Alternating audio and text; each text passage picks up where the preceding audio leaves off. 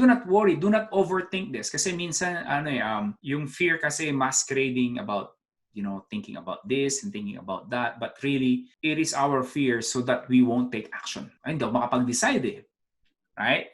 Alam niyo ba, meron ako mga estudyante, abuti ng isang buwan, pagpili lang ng domain name. So I'm like, what?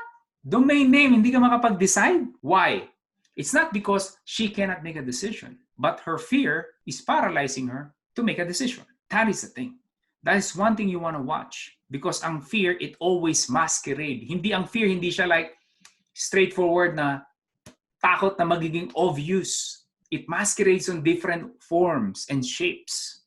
Well, as an entrepreneur, you have to learn to handle those fears, those self-doubts. And the bigger you become as an entrepreneur, mas bigger yung at stake. Yung fear also much be bigger. So this is a great training ground for you guys who are just starting in this business. Wait, before you go, do not forget to click that red subscribe button below. Appreciate it. Thank you for watching.